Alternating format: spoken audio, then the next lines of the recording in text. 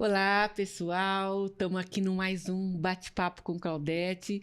Hoje o tema vai ser polêmico, mas muito necessário, tá bom?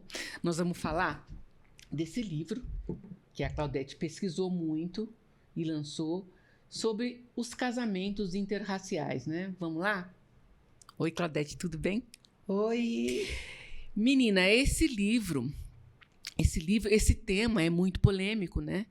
E gera até um certo desconforto na gente, né? Porque toca, a gente não tem como a gente, mulher negra, não ficar tocada com isso, certo? E por que você foi fazer essa pesquisa? Por que você escreveu esse livro? Foi a minha contribuição para as manas, para as mulheres negras desse país, para as mulheres negras da diáspora africana, principalmente do lado abaixo da linha do Equador. No caso específico, Brasil, e mais acentuadamente na cidade de São Paulo, porque é a maior cidade. E se é a maior cidade, o maior número de mulheres negras estão aqui. Mas antes, Conceição, de responder a sua pergunta... O porquê dessa pesquisa, o porquê de escrever esse livro? Eu quero tecer alguns comentários que eu acho que vai suavizar essa nossa conversa, até para aqueles que nos assistem. Primeiro que, assim, este país tem que respeitar a produção acadêmica de mulheres negras, o que não ocorre. Elegem uma ou outra que, por não ter jeito e para dizer que nós temos a capacidade acadêmica de análise, de pesquisar e opinar, são aceitas. Então, primeiramente, tem que respeitar a produção acadêmica das mulheres negras. E agora aqui está falando, não é a ex-vereadora Claudete Alves, não é a mãe Claudete Alves, a avó Claudete Alves, a amiga Claudete Alves. É uma pessoa que passou pela academia e teve que atender a todas as exigências de uma produção acadêmica. Então, essa publicação, o Virou Regra, é fruto de um mestrado pela PUC São Paulo, que poderia ser pela Unicamp, poderia ser pela USP, mas foi pela PUC São Paulo que eu penso que não é questionado, né? A sua competência para diplomar uma mulher negra que passou pelo mestrado. E digo que não foi fácil, mas eu concluí, inclusive, com a nota máxima esse trabalho. E aí, eu pesquisei e pensando em dar um conforto, que é o contrário do que se diz, há um tema que era e ainda é corriqueiro das cozinhas das casas das mulheres negras e das famílias negras, que foi entender o mercado matrimonial na diáspora dessa mulher na cidade de São Paulo, dessa mulher diaspórica, né?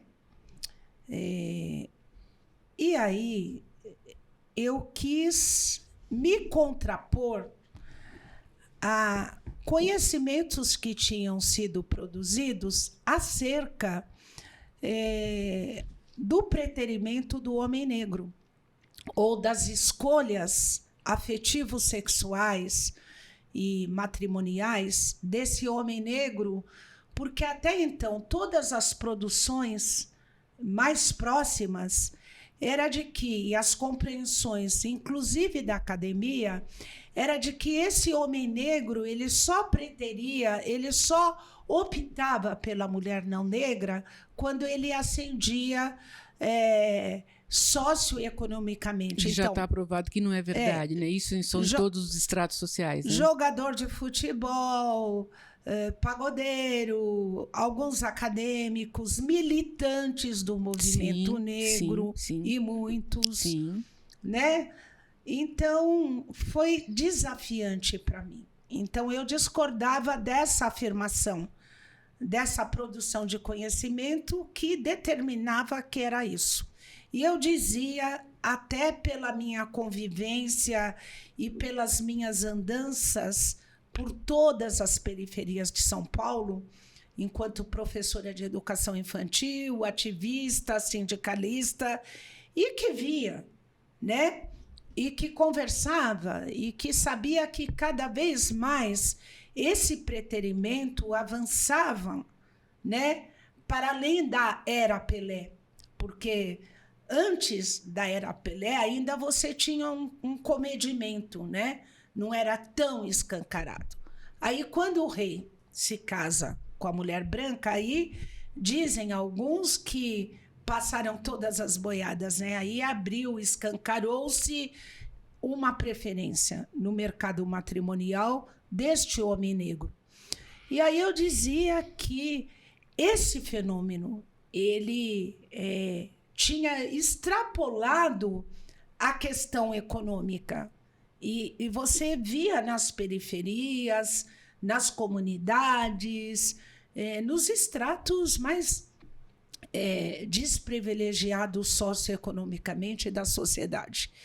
E, inclusive, a minha orientadora discordava no início, quando eu apresentei a proposta. E foi assim... foi difícil convencê-la em aceitar a proposta. E aí, na minha qualificação, eu já consegui comprovar que isso existia. Então, primeiro, o Virou Regra é um extrato de uma produção acadêmica, é fruto de uma pesquisa, e uma pesquisa muito intensa do mercado matrimonial na cidade de São Paulo.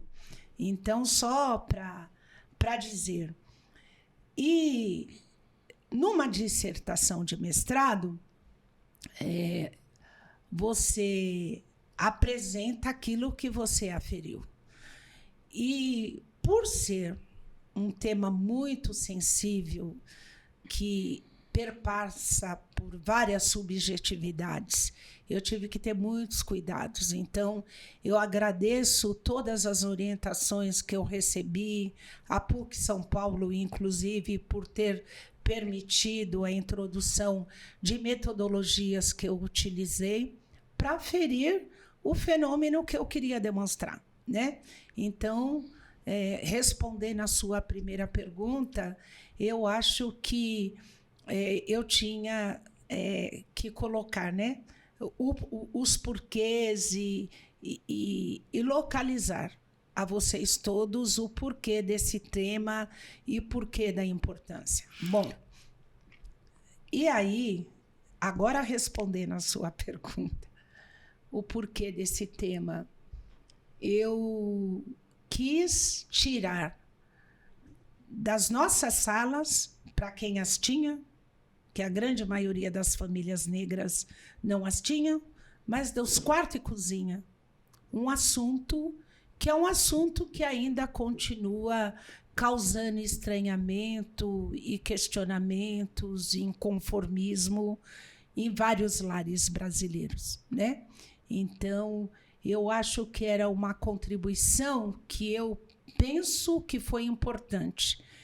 Que antes a gente tinha pesquisas sobre essa questão da preferência dos homens negros em se relacionarem afetivo-sexualmente com mulheres brancas, mas não com esse enfoque, o enfoque do preterimento à sua outra, que é o seu igual, né?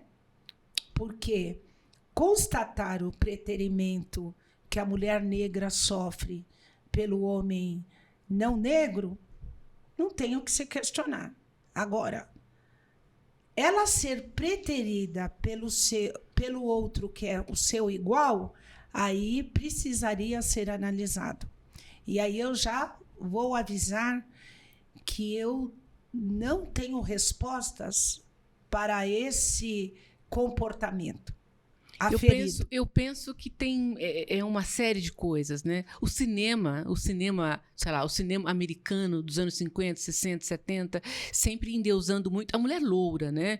A mulher negra, ou mesmo a de cabelo preto, a branca, é sempre a mulher loira que é, enfim, a mais bonita, a mocinha do filme, né? E isso vem também até nas novelas, né? No canal mais famoso de novelas, a novela principal até há pouco tempo atrás é sempre a garota branca que é a moça bonita, né? Então talvez tenha a ver com isso ou não? Então, primeiro, assim... É o objeto de desejo da tela. Primeiro que assim, eu usei uma metodologia de uma pesquisa quantitativa e qualitativa, mas com mercado focal. E o público escolhido para essa pesquisa foram mulheres negras não militantes, porque eu queria aferir os porquês, os possíveis porquês. E aí os relatos, tanto na pesquisa de campo, no grupo da 112 e depois no grupo focal com as 11 mulheres, me trouxeram possibilidades que foram analisadas, inclusive com profissionais do campo da psicologia, da assistência social, que nos demonstra que esse comportamento, desse preterimento no mercado matrimonial, o que leva a mulher negra a ficar num celibato tardio e mais definitivo, tem a ver com os resquícios do processo do escravismo no Brasil, não é? E, obviamente, no aprofundamento dos relatos e buscar entendimentos teóricos sobre isso, nós constatamos que essa coisa da mídia, como você relatou, é claro que influencia. Inclusive, a gente tem relatos, e a gente terminou constatando isso nas análises, que o menino negro, o menino branco, naquele processo que inicia, né, as descobertas, as masturbações todas, qual era o material que ele recebia? As revistinhas pornográficas eram todas mulheres loiras, né? Ou mulheres brancas, mas muito raramente, né? Agora se vê, né, nessas, que agora é tudo online. Nem tudo. Mas na época as revistas, né, que instigavam as revistas proibidas, né, que os meninos viam escondidos para se masturbarem, até nisso não era a mulher negra que aparecia, né? Então, a mulher negra era aquela coisa objetificada, dos corpos explorados para a reprodução, para o trabalho, mas não para o amor, para o prazer, não é? Então, tudo isso a gente identifica nessa pesquisa e nesse assim, trabalho. O corpo da mulher negra seria para o prazer e não para o amor, né? Não para fazer a família, né? Eu não digo nem para o prazer, para a reprodução, para o livramento, para a desopilação, né? Porque prazer está muito próximo à afetividade, o que a gente não constatava na maioria das relações afetivo-sexuais, né? Que era o objeto da nossa pesquisa. Eu acho que é no seu livro que as mulheres negras chegam a dizer que o homem negro continua escravizado, né? É verdade. Então, elas dizem o seguinte, o homem negro ainda precisa ser liberto, porque as suas emoções ainda estão acorrentadas à Casa Grande. O que tem na Casa Grande que eu não posso ter? Tem a mulher negra na casa, tem a mulher branca na Casa Grande. Então, esse pensamento não foi descolonizado, percebe? As mulheres disseram isso. Então, o que eu fiz na pesquisa foi analisar o que elas desnudaram qual era a percepção, o sentimento delas, e estatisticamente o que nós conseguimos comprovar nos lugares onde se dão, onde se constatam essas relações afetivo-sexuais. E aí você se depara com várias solidões dessas mulheres. E se você pensar que é no mercado matrimonial onde se efetiva, onde se circula a segurança, o afeto, o bem-estar, a herança, pelos relatos das mulheres pesquisadas e pelas análises que nós fizemos de todo o material que coletamos, demonstra isso, né? São todas as solidões possíveis. E aí é triste dizer, essa mulher negra nem o direito ao amor ela tem. E não sou eu quem digo isso. Foram as mulheres negras entrevistadas que disseram isso e com muita propriedade. Agora, é claro que questões tão subjetivas, então eu ouvi assim, mas quem é ela para nos expor desse jeito? Isso fala dos homens, né? Homens e algumas mulheres também. Uma grande maioria de mulheres me agradeceram pelo trabalho. Disseram, Claudete, após o seu trabalho eu descobri que ficar celibatária tardiamente e de não conseguir efetivar uma relação mais estável com um homem negro que eu nunca preteri, nunca foi culpa minha. Aí eu entendi. Então, só por isso já valeu, né? Eu fiquei muito feliz quando eu soube que mulheres de uma companhia de teatro fizeram uma peça a respeito, né? E eu fui convidada para a inauguração e elas terminam a peça, até me expuseram, né? Porque aí falaram que eu estava presente com a finalização do livro, dizendo, eu não sou culpada, eu sou como Fênix, né? E eu sou guerreira, tal. O importante é que a nossa emoção sobreviva. Então, foi muito isso que a gente procurou, ao invés de desnudar, de expor, muito pelo contrário, para dizer para ela, você pode falar do que te incomoda, você pode falar das suas dores, sem receios. Você não precisa só falar disso, que é uma anomia, é um estranhamento de ser preterida no mercado matrimonial pelo homem negro. A querida Glória Maria, ela fala sobre isso, né? A gente tem que lutar, matar um leão por dia. O homem negro não quer a mulher preta, e é verdade. Então, no trabalho, e nós estamos falando de muitos anos atrás, hoje, até por conta dos avanços de conscientização, dessa coisa maravilhosa da nossa coroa estar... eu vejo que a moçada nova vem com uma mentalidade um pouco diferente, o que muito me orgulha. O que muito também. Me orgulha. Isso tudo fruto de resistências, de provocações como essa, do movimento negro, de dizer, nós somos maravilhosas, nós somos lindas, nós somos a sua companheira. Então, você vê mais ainda muito timidamente... É tímido, ainda não suficiente, porque quando você vai ver... E assim, eu sou uma pesquisadora, então a pesquisa não termina. E ainda a gente observa um crescente desse preterimento. Você vai nos casamentos, você vai nos cartórios, você vai nas maternidades, ainda você vê os casais interraciais... Você diz aqui que numa dos setores que isso é menos regra é com o pessoal do hip hop, né? À época, sim. Ah, tá. Era o único local, segmento. Era o único segmento que a gente já via, talvez até pela própria vocação, né, do movimento do hip hop, de questionar, de valorizar, de falar você é lindo, você é belo, preto, preta.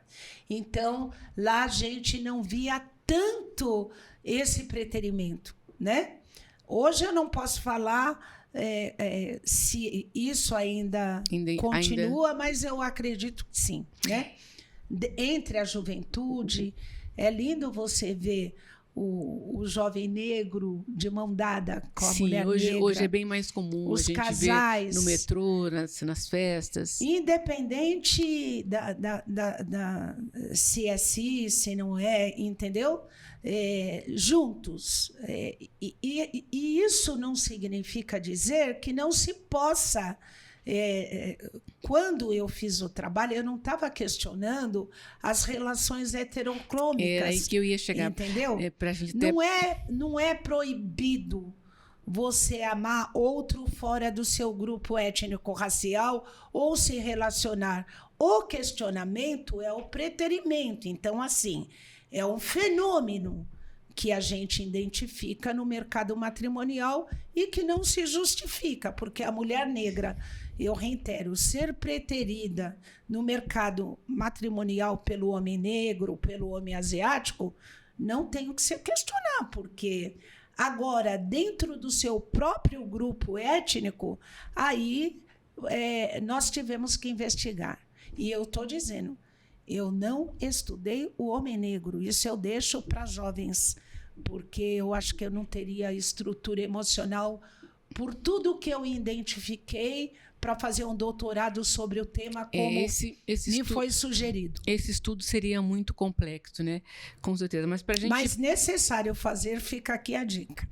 Para a gente terminar aqui, embora esse assunto poderia ir por horas, você é contra as relações interraciais? Não, eu disse há pouco, não se trata disso.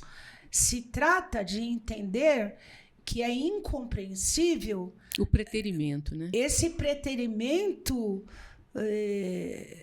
numericamente estrondoso, não é normal. Então, tem uma razão. E o trabalho identificou que esse problema está relacionado com o processo do escravismo no Brasil. Sim. E aí as mulheres falam, esses homens negros ainda estão escravizados. Ainda não se libertaram totalmente dessa coisa da Casa Grande, né? Então eu quero o que me proibiram de ter sempre, desde que chegamos aqui, que fomos sequestrados. Então nossos corpos foram utilizados não por amor, corpos negros de homens e mulheres, e sim para reprodução, para feitiço, para cura de doenças. E eu quero aquele corpo branco que é meu objeto de desejo, no sentido assim, é o que é puro, é o que é bonito, é o que o homem branco tem e que eu não tenho o direito de ter. Então, não são todos os casos assim. Eu tenho amigos que são casados com mulheres brancas e elas são minhas amigas. Nas famílias todas, dificilmente na minha família, não se trata disso, mas que quando você pesquisa e vai analisar os dados, é apavorante. Então, a gente vê que tem raízes nesse processo, né? Da Casa Grande.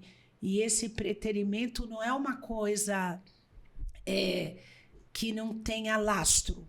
Então, isso é prejudicial, né? Porque, assim, inclusive algumas mulheres falam que o esse comportamento corrobora com toda aquela tentativa de embranquecimento do país, não é? E aí eu nem quero entrar na questão do clareamento da pele, da questão do colorismo, nada disso, mas que apontam situações preocupantes que têm que serem melhor avaliadas. Tá bom, Claudete. Pessoal, ó, fica a dica, tá? É um trabalho embasado, não é conversa de botequim, é um trabalho de pesquisa. Então fica a dica desse livro, até para, enfim, para esclarecer mesmo. E hoje a gente para por aqui, mas a gente volta logo com outro bate-papo com a Claudete Alves, tá bom?